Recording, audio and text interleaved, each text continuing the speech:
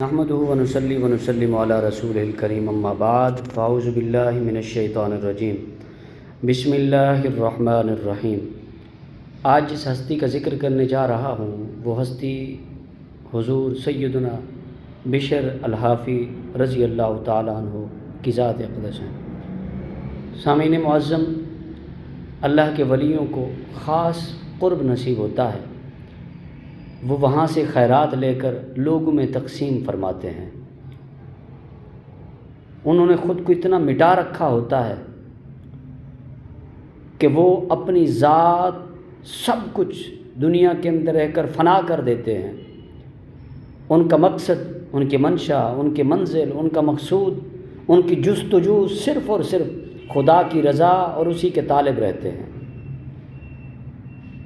بشر الحافی رحمہ اللہ تعالی علیہ، آپ ایک دن نشے کی حالت میں مدہوش ہو کر جا رہے ہیں۔ آگے جا کر دیکھا کہ ایک تختی زمین پر پڑی ہے جس کے اوپر اسم اعظم یعنی لفظ اللہ لکھا ہوا ہے۔ انہوں نے اٹھایا، اسے صاف کیا۔ ان کے پاس چند درہم تھے، جن میں سے ایک روایت میں انہوں نے 4 درہم کی جا کر خوشبو خریدی۔ وہ آئے، اس تختی کو معطر کیا، صاف ستھرا کیا، معطر کیا اور خوشبو لگا کر اسے اوپر مقدس جگہ پر رکھ دیا۔ رات کو سوئے، اللہ کریم کی زیارت نصیب ہوئی۔ یاد رکھ لیں، بڑے بڑے بزرگ، بڑے بڑے جن کا مقصد ہی خدا کی رضا کے طالب بننا تھا۔ میں اسی بات پر، بنی اسرائیل میں ایک شخص تھا، اسے 80 سال ہو چکے تھے اللہ کی بندگی کرتے ہوئے۔ وہ گئے، اللہ کریم نے موسیٰ علیہ السلام سے فرمایا جاؤ اس سے کہہ دو میں نے تیری ساری بندگی کو رائے گاں کر دیا۔ وہ جب وہاں پہنچے، سلام کیا، سلام کے بعد فرمایا اللہ کریم نے تیرے ساری بندگی، کب سے یہاں بندگی کر رہا ہے؟ عرض کی حضور 80 سال گزر گئے۔ فرمایا رب کریم نے تیری ساری بندگی رائے گاں کر دی، رد کر دی۔ وہ جھومنے لگا، ناچنے لگا، خوشیاں منانے لگا۔ آپ نے فرمایا کہ تو تھا ہی اسی قابل کہ تیری بندگی کو رد کر دیا جاتا۔ ارے بے وقوف، تیری 80 سال کی بندگی کو رب کریم نے رد کر دیا۔ تجھے تو چاہیے تھا روتا، گڑ گڑاتا، منتیں سماجتیں کرتا خدا کی بارگاہ میں، مگر تو ہے کہ ہنسی اور خوشی منا رہا ہے۔ عرض کہ حضور میرا کام تو صرف اس کی بندگی بجا لانا تھا، قبول کرنا نہ کرنا یہ میرا کام نہ تھا، یہ تو اس ذات کا کام تھا۔ فرمایا پھر ناچتے کیوں ہو، خوش کیوں ہوتے ہو؟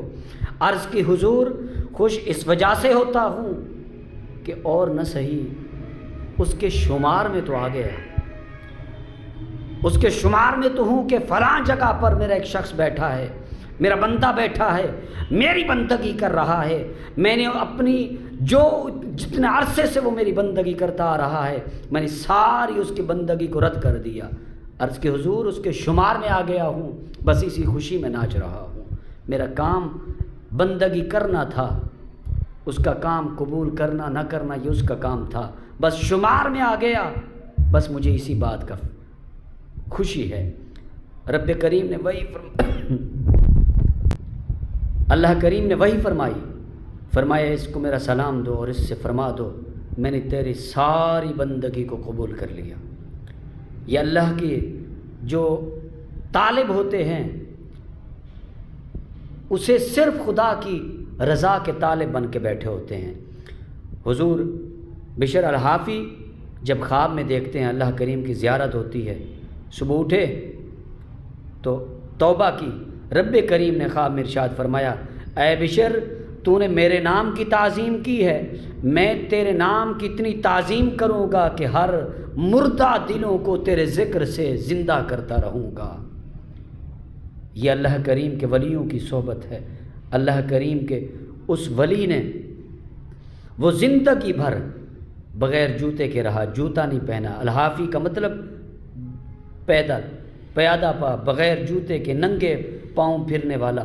تو بشر الحافی وہ فرماتے ہیں جب مجھے توبہ نصیب ہوئی، میرے پاؤں میں جوتا نہ تھا، اپنے اوپر حرام کر رکھا تھا جوتے کو پہننا، اور اللہ کریم نے تعظیم بھی پھر آپ کی یہ دنیا میں رکھی کہ دنیا کے اندر کوئی بھی گلیوں کے اندر جانور گوبر نہیں کرتا تھا، اس بنا پر کہ بشر الحافی کا گزر ہو، کہیں ان کے پاؤں گندے نہ ہو جائیں۔ لوگو اللہ کے ہو کر تو دیکھو، جو اللہ کا ہو جاتا ہے ہم نے کبھی کوشش نہیں کی، کاوش نہیں کی، محنت نہیں کی۔ ارے جو رب کریم کو پانے کی جستجو کرتا ہے، جب رب اسے اپنا آپ دکھا دیتا ہے پھر ساری دنیا کو اسی کا غلام بنا دیتا ہے۔ رب کریم سے دعا گو ہوں اللہ کریم ہمیں اللہ کے ولیوں کی صحبت نصیب فرمائے۔ وما علیہ الا البلاغ المبین۔